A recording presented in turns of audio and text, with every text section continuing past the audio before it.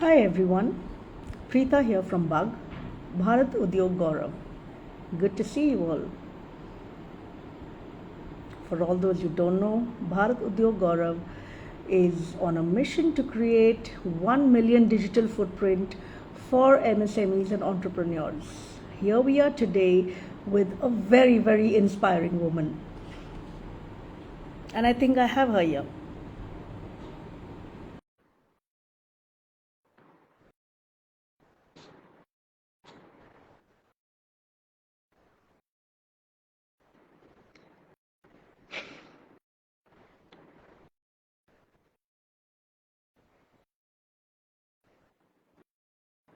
Just getting Ilika, our guest for today, online with us. Hi, Andre. Hi, Mr. Soni.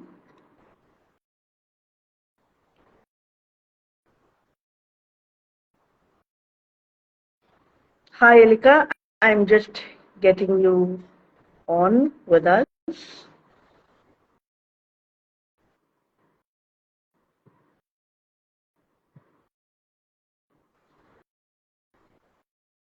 Who else do we have here? Ferosha.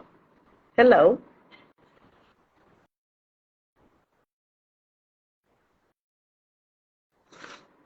Hmm, let me try getting Ilika live. Hello, hello. And here we go. Hey Preeta, Hi, Ilika. Good to see you. same here. I'm audible, right? Yes, you are audible. Okay. I'm just going to make sure. Yes. Superb. Nice to see you. I think I made you run from office for this. And I'm glad you Yes. did.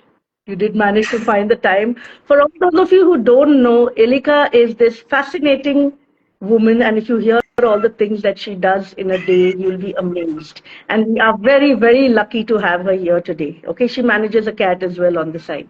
So here, our theme for Yes. today is grit and grace, the woman of substance. And we aptly present our guest for today, Ilika Bhattacharya.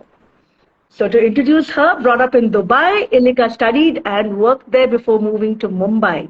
She's worked for Citibank, Star TV, L'Oreal, Triangles, and currently she's the digital program manager of Rupee Boss Financial Services. A mother of two adorable sons. I've met them, they're really cute. She's also a passionate baker who's currently pursuing a global MBA from Liverpool Business School. Wow. So Ilika, how I don't know how you're managing it all. It's amazing. But let's start with Dubai. Dubai to Mumbai, your experience of living in two totally different city, actually a country shift. How was it? How was the transition? Or what has been the difference or the similarities? Well, I moved to India permanently in 2016. And I've been in Dubai from 1989 till then. So it was, I think in 2016, 15, it was 17 quite years. a bit of a change. Although, I mean, India wasn't strange for me. We came here every year for vacations. But still, I think being here on vacation and moving, permanently, Is huge. it's poles apart. Yeah, a How is lot it of poles apart? things. It was completely different for me. I don't know, strangely, although I knew everything, I knew everyone from childhood, it was still strange. It was still new for me, and I think that kept me frustrated for quite some time. This really strange feeling that I do know things, I do know everybody, but I'm still not able to adjust. It's still new for me. How can that be possible? But it is, and everything was. So if I have to compare Mumbai as it is now, or okay, maybe not now, but 5 years ago, somewhere from 5 years till now is honestly what my life was. when I got married and I came here, if not before. So I'm saying everything: technology, lifestyle, food, everything. So it was a big change. Yeah. I completely get you. I mean, I moved from Muscat to India and I was just shocked We at the both difference, buddies. Yeah, on one hand, people were so professional and formal there, and then suddenly you come here and everyone's like very that local feel, and I was like, ooh, is that how you usually Yes, yes, talk? So it was very yes. startling also for me. So I completely get you. It can, I loved it though, but yes, I know people who it can really frustrate. And Mumbai is a heavy, like, I mean, it's a city that doesn't sleep. So, you know as compared to Dubai where it's like luxurious and you have your space and time. So I can imagine. Yeah. Yeah. So anyway, from a marketing assistant to a digital program Hmm. manager today, what has the journey been like? Hmm. It's been about a career of about what now? 15, 17 years? Yes, yes. In fact, I mean, I started working in Dubai. Uh, I was working there for 2 years and then I moved to Mumbai. So it's a little more than that. But yeah, it's been a roller coaster ride, lots of ups and downs, and a lot of learnings. And yeah, very, very interesting, very different. A lot of things. I mean, I think it's taught me a lot. And as you know, I've done a lot of different things. So it's been, I'd say, a journey of learning actually. Good. And did marriage change your career growth? What was the difference between your career before marriage or after, or it did not make any difference? Uh, Honestly, because the move to India happened because of marriage. So I don't have a yardstick for how my life would have been before marriage here while I worked. That working in Mumbai or India happened only after getting married. So I can't compare that. But I mean, just like I think any married woman would agree with me. There's life changes once you get married. Obviously you're responsible for yourself majorly after getting married. So that change was there. I think coupled with a change in countries and places, it kind of amplified it for me. But I don't think That was like a huge marriage really change. affected as much. Sorry. That was a huge change, but countries and It was, jobs yes. and like it was I like a think it's huge just shift. it's been so many yeah, well, it's been so many years actually. I'm trying to think back. A lot more has happened now. I feel ever since the kids have happened that I feel like maybe what I felt like, oh my God, what's happening in my life does not compare to now. So yeah. I know, but uh, have you at any but point of yeah. time felt overwhelmed? Yes, yes, yes, very often, very often. I mean, uh, I think for me, what happened is it might not be the same with other people from the Gulf that I know, but especially for me, what happened was that when I moved to India, uh, I had done my college in Mumbai itself. So by then, my Oh, friends who were in India had incidentally moved abroad. And none of my friends from the Gulf were in India.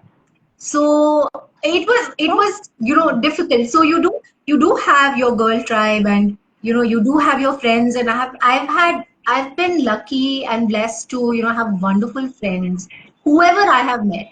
But I did, yes, I it was really overwhelming to not have anybody else mirror your experience and go like, oh yeah, I'm going through the same thing. There was nobody around. So yes, I did feel isolated and a little overwhelmed. My, that sounds, I mean, I can imagine. So you're pretty Yeah, you know, organized you're from from what Dubai. I know. I know you personally, and you run your Yeah. house like clockwork. You run. I've seen your fridge with like instructions for the kids, and everybody knows what they're supposed to I do. try. And your I work is like try. from you try, yeah, yeah. You so that's the kid's fault, not yours. So yeah, so yeah, so your house, your work, your kids' routine, and now your studies as well, and your passion. And how do you manage it all? Like, how do you manage to keep it in hold? I don't know. Honestly, I think most days I'm asking myself, how am I doing it? What are you doing? How are you doing it? But I think it's just you have to be organized. You have to know what you're going to do. So I try to be as organized as possible. And by organized, I mean by I have a schedule for myself. If I don't stick to it, it's not going to happen. And that's for That's true. me. Yeah, it can't work. So what I do is for myself, and if I'm not going to follow that schedule for myself, then yes, obviously it's going to affect the other people in my house, especially the dependents who are my kids. So I obviously I wasn't studying, and obviously I wasn't working the way I'm working right now. Some time back. So I guess my goals for myself, or rather the kind of routine that I need to follow, keeps changing, and sometimes it gets really tiring. But I like there's no other way. You just stick to it. You decide, and I guess it's a trial and error.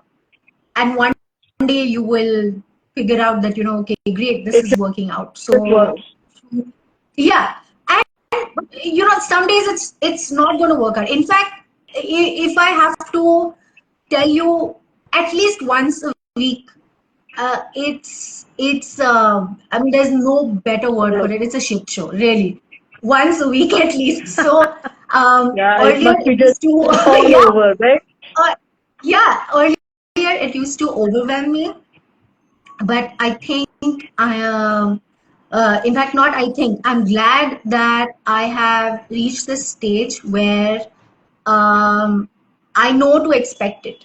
So I don't know when it's going to happen, but by now I know that at least once a week it's going to happen. So when it happens, I'm going to react. I'm going to feel bad. I'm going to question my decisions. But it's somewhere at the back of my mind, I tell myself, you knew what was going to let it pass, and then just move on. So that's how I'm doing it, and That's so it's I guess amazing. You working. are mentally prepared for the worst. I mean, that's brilliant. It's not come easy. I think it's taken quite a few years. I'm sure. I'm sure. So, you've been working from 2004, if I'm not wrong. Yeah, you've been working from 2004. So, women at the Yeah. workplace, I want to come to that now. Women at the workplace around that time, 2004 or so, and women at the workplace Mm. today, do you see a difference Mm. or do you feel a difference? Uh, yes, I do. I do, and I don't as well, but I think I would stick to I do more because it's been quite a few years. And generally, my working stint has been longer in Mumbai. So I'll talk about that because when I worked in Dubai, I was, I was I mean, I was, I was a new person, right? So I was a new joinee in most of the places, new entrant, and I was much younger. Life goals were different. Many things are different. So I don't think it affected me, or I even actually noticed much then. But I think marriage changed a lot. So what I wanted out of my job or my work or my career was different for after I got married, right? And then it changed with all of the milestones that I have crossed in my life as a mother, as I mean, and in fact, as in how my kids have grown. So uh, I very specifically remember this time in my life when I was newly married then. So, I was young and we were a young couple. Our priorities were very different, but my colleagues, when I was working in L'Oreal, were all about 5 or 6 years older to me. So, around the same time that I had children, they were there then. And I was 5, 6 years junior. So I wasn't even thinking about it. But so I kind of, got this spectator view of what their life was then and what their struggles were, how they dealt with being married, running a house, dealing with parents-in-law, then having children, before that going through pregnancy, having a spouse, all of those things. And I'm glad that I got to see that as a spectator. So when I compare my experience to what I see now versus then, there is a very big difference, very big, because I really I think I made the decision to discontinue working a full-time job in corporate. So I left my work in L'Oreal for no other reason but only because I was going the family way. So I was expecting my first baby, and having experienced secondhand all the challenges that my colleagues and my friends had experienced, I didn't think I had the strength in me to go through it. Simply telling you that now I think the maternity leave is somewhere between 6 to 9 months. I'm not sure. I think it is about some places have 6 months, some have 9 months. Some I think, yeah, there's paternity leave. There was nothing like paternity leave, and at the time when I was pregnant with my first baby, the maternity leave was the official maternity leave was 3 months. So, and luckily, what I happened is there was a tribe of, just that's it. That's it. 3 months, and luckily, I had a tribe of these wonderful women in L'Oreal, and somehow, coincidentally, we were expecting our babies, about 15-20 days apart from each other. So that was wonderful. I had that kind of a group and support. But as and when, we were all in our second trimester, third. So I was towards the end. So I left in my second trimester. But some of them had already reached their last. And you have to apply for maternity. And everyone is thinking and planning what you have to do. So with the 3 months maternity leave, there have been conversations where, where everyone's discussing what are you going to do about your maternity leave? What are you going to do after 3 months? So conversations were like, oh, I have a great relationship with my boss. I'm going to try and extend it as much as possible to 6 months. I did not have the heart to, leave a 3, 4, or even 6-month-old infant at home or with my in-laws or my parents or anybody else. I just could not think about it, which is why I decided to take a break. The other and and a lot of other things. So couple of years down the line, when I did visit my the same, I visited my colleagues from L'Oreal. They had changed their entire way of working and the infrastructure, and I think corporates at the level of L'Oreal now have creches in the building itself. So if you have a little baby, you can get them. Yeah, oh, it wasn't there. So I remember them telling me, so you should just come back. So nice. Yeah, it is. And I looked at it and I said, wow, I want to join back but then I realized that hardly, a year or so, and my children I mean, not, I didn't have children then, but my older son, he would have to start school. So, how is it going to work out? So, that's just one example. There are so many other things and many other policies that have come into place now, which have, which I feel are so much more different than when I was working that time. So it's much better. So now when Very I'm true. working, yeah, it's a different experience. Very true. And you have been baking in between. I mean, you took up a course and you baked, and I think you pursued it as an entrepreneur as well. That's amazing. Tell us I more did. Yeah. about that. Like, what was the thought? Did you intend to pursue a career out of it, or was it just something you loved doing? And what do you bake? Cakes? I baked, yes, mostly cakes, but when I left L'Oreal, I went on a freelance slash entrepreneurial journey for about 6 years, and Okay. in that time, obviously I did take time to spend take my time with the baby, recover and get myself back, and do a little bit of work initially. And then once my children were going to daycare, or at least nursery, I really did feel that there's something. What do I do now? I want to go back to work, but I don't know if I'm ready to go back to work where I leave at say 7 in the morning and get back at 8 9. Um, Right. Yeah. and another one of the things that you said, what is different is I'm not really sure what it is right now.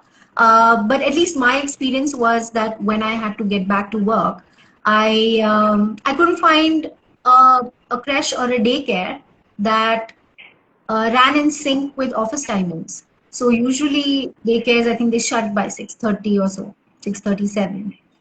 I was never going to come back by then. So, wondering what is it that I really want to pursue?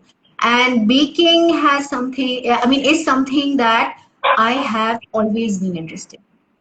So it's something to do, everyone has childhood memories, and I have this wonderful aunt who bakes so well from my childhood, and everybody loves her cakes, and she's known for it, right?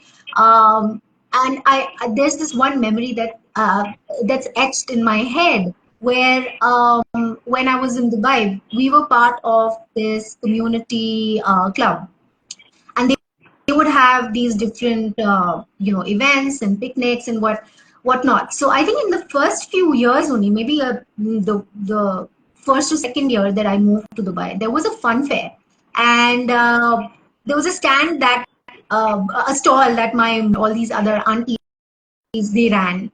And this particular auntie, Aarti auntie, she and my mom, they did cupcakes, right?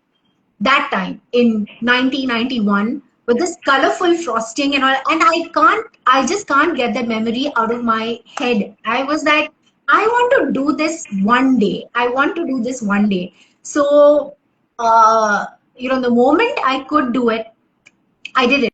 I started baking the moment I was at home. I got a convection microwave and I started with my kids. So I would bake their birthday cakes, and I did a cupcake. I'm obsessed with cupcakes. So I did my older son's first birthday as a cupcake themed party. I loved it. I don't know if others did, but it was great. And yeah, and luckily, I think we're lucky that we have Master Chef and all of those things. I mean, that level, Yeah. kind of cooking Yeah. happening. Yeah. Yeah. So when I was thinking about, do I go back to corporate work, or do I really want to pursue something that I'm passionate about? What is it that I want to? Because there's so many things that I love to do, but baking was something that I felt I could do really well, and I wanted to try it. So I actually studied it. I didn't do any one of those short courses or something. I really wanted to do it, and I made up my mind. I did my research, and so I studied professional pastry because I'm one of those crazy people. If I get something in my head, then I can't get it out. So I was like, I want to be known as a chef. You can only be known as a chef, Wow. if you do professional stuff. So I studied professional But that's pastry. So right. I I mean, if you're have a learning, you diploma. might as well learn it all out.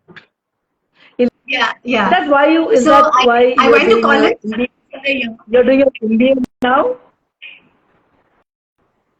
Sorry, I can't Is hear that you. is that why you're doing your MBA now? Because you're like, no, I have to like do this full-fledged? Because an MBA is a Yes, long, it's what, it's 2 years of commitment, I'm guessing. yes, it is. It is. Yes. Yes, and I can't imagine you coming back and having, at the end of the day, having to sit back and study. My God, that is like a huge No, commitment. I don't do that. So, I No, I don't do. I'm not an evening person at all. I learned this the hard way. Uh, I felt like, I'm sure many people have this thing and they've done it where let's do group study. Let's study together. uh, Oh my God, together. that I bombed can't for me the life so of me badly. study with somebody else. And I just could not, even at that age, I'm telling you, I'm talking about 13, 14, where I was like, oh my God, I'm going to fail if I do this because nothing is going in my head. And I don't know if it was, the group scenario, or was it evening, because it's never going to happen in the morning, right? I used to go to school at I used to leave home at 6:45. So there was like, no, you can't do that in the morning. And at our times, there was no internet, and nobody was doing it at that level. So Yeah. I just figured out the hard way that I have to wake up in the morning. I am just cursed for my life. It's always going to be an early morning for me, no matter what. So, yeah, when I was taking this decision, I didn't have a lot of time to say yes or no for the admission, to go ahead with it. But this was the biggest question. How am I going to study? When am I going to study? I'm already working, and I already have a jam-packed day. So that's it. I mean, it's in the morning. It's before everything else happens. So now I wake up even earlier and I study, and then my day starts. Like they say, the morning. Okay, so your kids, okay, I'm sure you Yeah. understand your kids now and where they're coming from with all the studies. So, with kids, what happens is, I know, yes, we have fun with them and great, but we are building the future with our kids. They are the Yeah. future. How we set an example to them, and they eventually 10 years, 15 years, 20 years down the line, they will impact Yes. so many people with their upbringing. So how have you managed Yeah. to control or, imbibe? What are the values that you try to imbibe in them, and or that you're proud of imbibing in them? I think um, they're quite well exposed. And so I have a mixed marriage, right? I'm a Maharashtrian. I'm married to a Bengali. So our house is a multilingual. It's not even a bilingual house. It's a multilingual house. So at any time there are, I think, four languages happening. There's English, Hindi, Marathi, and uh, Sylheti, which is my husband's language, happening at the same time. So in a conversation, we're switching. It's not like my kids. So let me talk about my kids and not me, but they will not have to, speak a particular thing to one person and then repeat it for the other person. They know. So whoever they're addressing, they will speak in that language. So they'll speak to me in Marathi. They will switch to English, Hindi in between. They can, if the grandparents are around, they can easily switch in the same conversation to Sylheti. So there's Sylheti, Marathi, everything happening. And thanks to Dora the Explorer, they were doing very well in Spanish. And now both of them will soon be, I mean, one of them already learns French. The other one will soon start French. They've learned Hindi. So so, that way I feel like because of my, and this I'm seeing in comparison to the rest of the people who they spend their time with, they do stand apart, and I'm happy about it because I feel that my experience of growing up abroad, in a different country, in a different culture. So my school had people from all over the place. So we had people from India, we had people from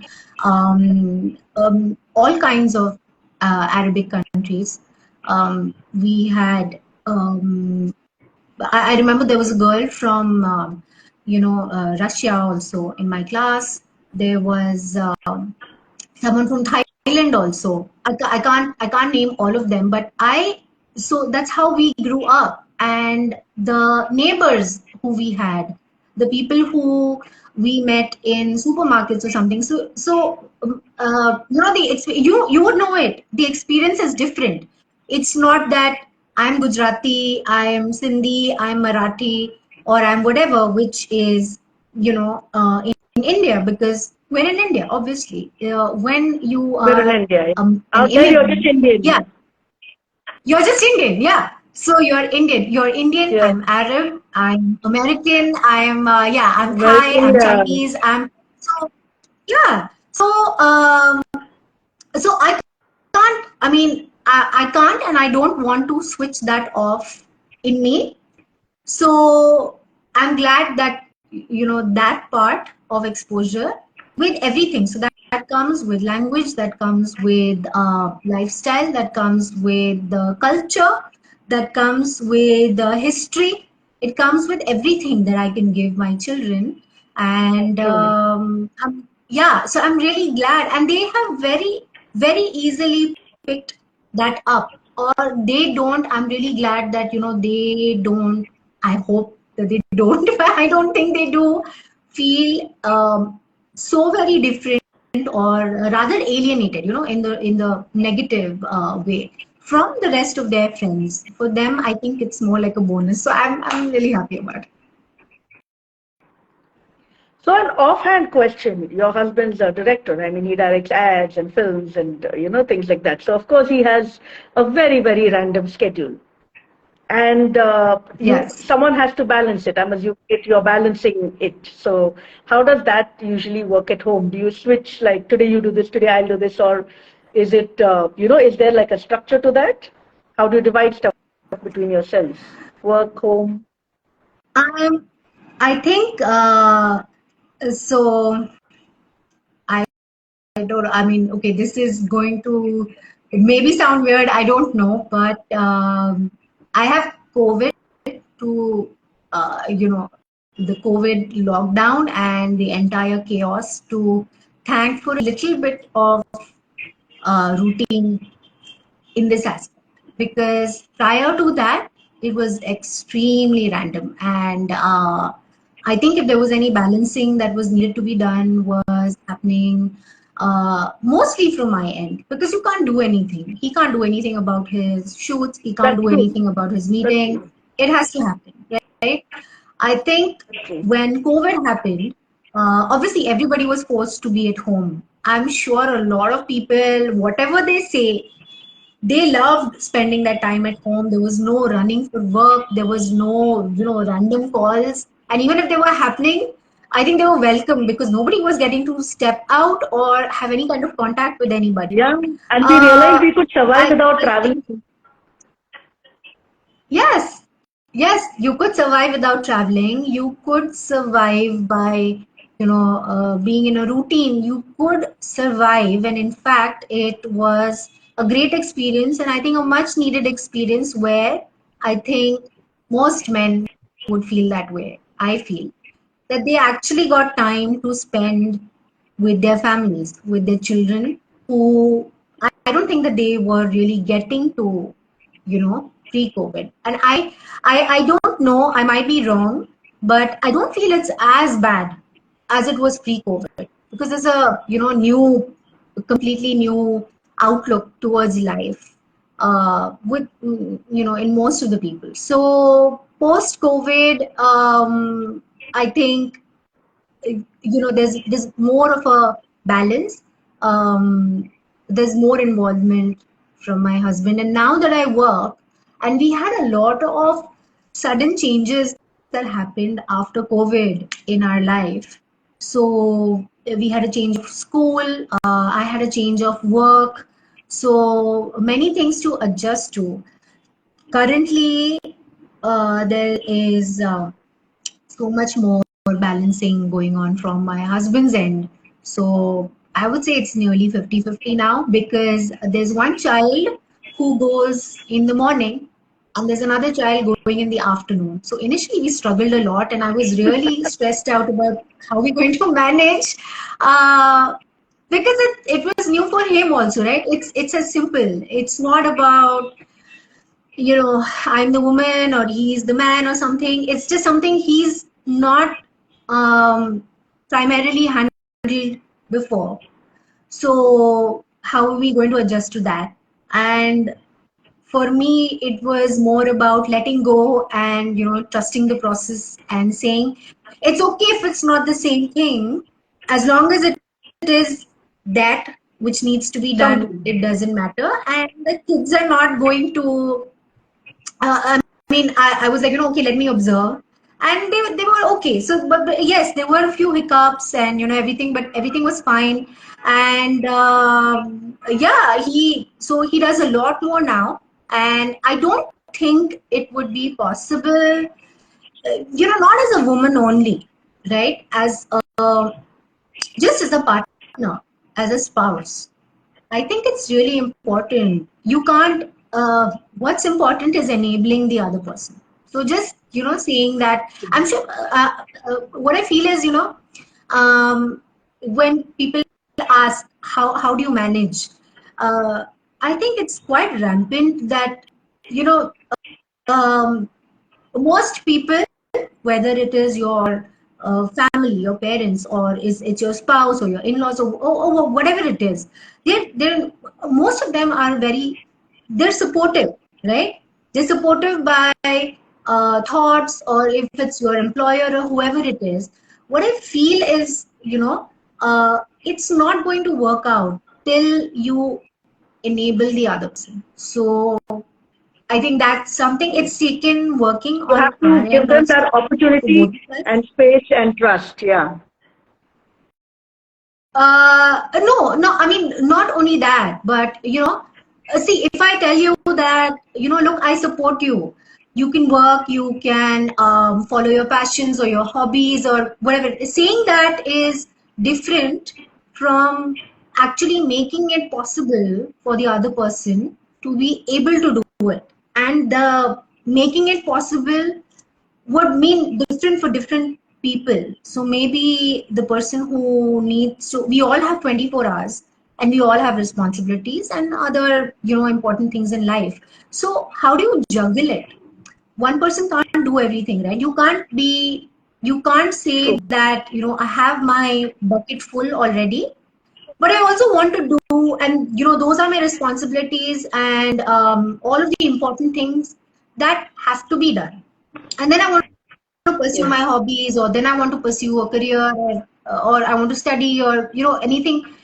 How is that going to work? It's like, pouring a glass of water in a full bucket, right? It's all going to spill out. It's not going to work out. So you Sometime or the have other. to you have to take some of it out, and you have to make space for that new thing to come into that other person's life, which probably for Some people might be taking up more responsibility at home, or changing your routine, or changing your priorities. So yeah, so I think we've just figured out how to make it work for us.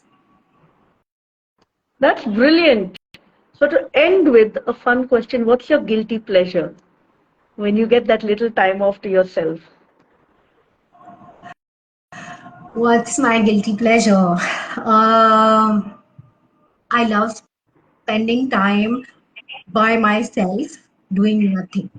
Really, that's my Nothing. guilty Nothing. pleasure. Nothing. I feel Just a like, blank slate. yeah, really. So, I love my friends and I love everybody, but I just feel like, and yes, I'm a little weird that way, but I just feel like, I'm doing so much all the time, and Yeah. I just want to be by myself for, a little bit. And when I'm done, I'm ready to meet everyone again.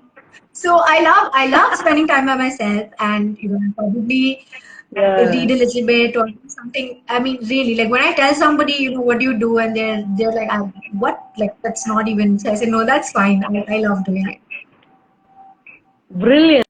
Brilliant. And if you had to like change something for women today, like, or you would want to see one change happening for women today, what do you think it would be?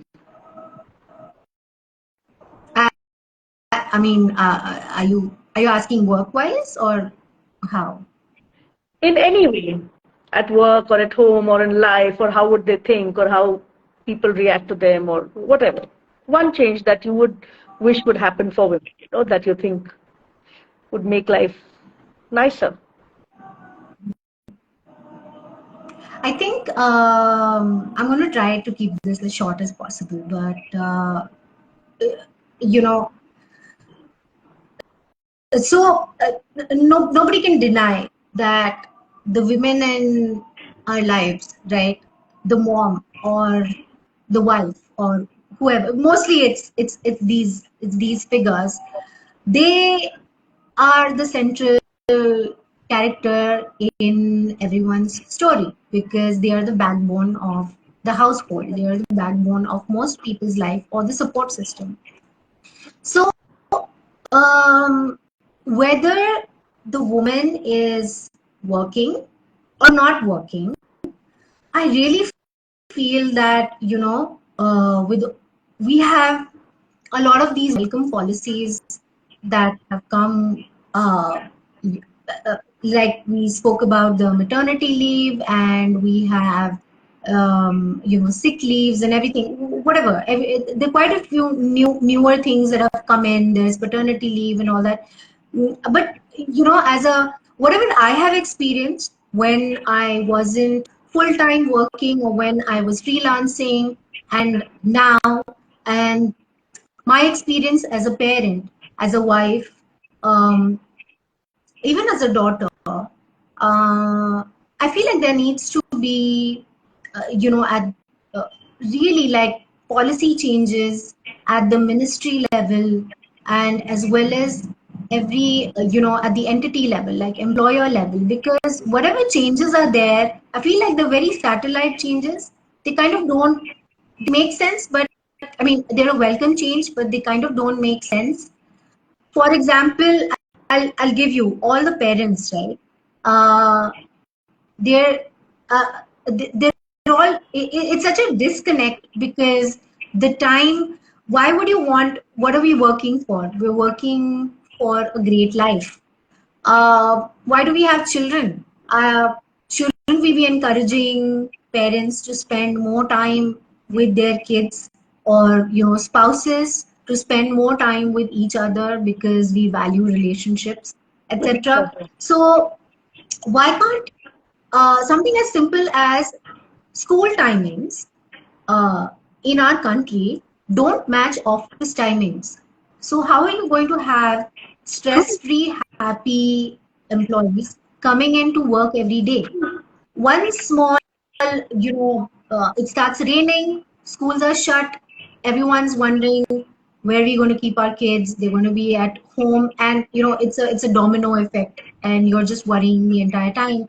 You have sick children, your school holidays don't match PTM timings, don't They don't match, they match. don't support working culture at all, right? You don't have You're PTMs in right. the evening. Schools ending at 2:30 p.m. have always shocked me.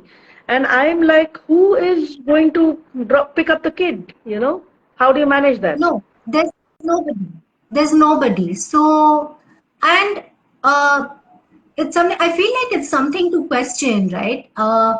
Probably people, I mean, policymakers are going to be like, but we've never said anything. You have your 24 days of leave, but first of all, are they even enough? Secondly, if I could go on this, but you just ask yourself one question: if your employee is uncomfortable, and this is anybody, okay, at any level, big company, small company, whatever it is uncomfortable and questioning himself or herself, should I even take this leave? Should I do this today? There should be, I feel like, it should not be a question. If from the organization and from the policymakers, if there is a structure put in place already, there is a plan B, that if something happens, yes, you can be at home, you can work from home, you can, make alternate plans, and you're not going to be judged for it. I think you will have so much more productive employees and so many happy employees. Okay, and True. everybody's problem right over. So I feel like it's a much needed change. I don't know why it has not happened till now. It's very strange. I keep wondering, like, you know has it never occurred to anybody who is, so it's as simple as this: if you have to work, you have to either be living in joint families, or if you're a nuclear family, you are either disrupting your own parents or your own in-laws from their lives and getting them to stay with you, or you have to hire help, which might not be everyone's cup of tea. Cup of tea. So, who's taking care of the children, or who's taking care of ill family members? Are you making it True. possible? True. It's, it's The there, work but it's not. culture and yeah, the work culture and the Yeah. responsibilities at home, for some reason, just don't match.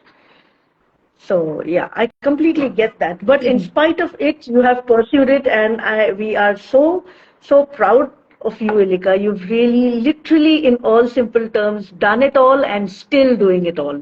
So thank you so much for being here. You're To too kind. everyone here, I'm trying. I try. I love having this conversation with you, Ilika. It's amazing how you do it. And you know Thank what's you. so amazing is you've always been financially independent. And I think that's a great lesson to give your kids who are, like we said, the future of India, that every woman needs to be independent in spite of everything. And, we can do it all. So to the superwoman, Ilika, good to have had you here today. And thank you so much. Thank you so much for taking time out for us. Thank you, Preeta, and thank you to the Bug family for having me on. Thank you. Thank you. See you, everybody. I hope you had a good evening. We'll see you around soon every Wednesday with another Bug Naari. Thank you. Bye. Bye.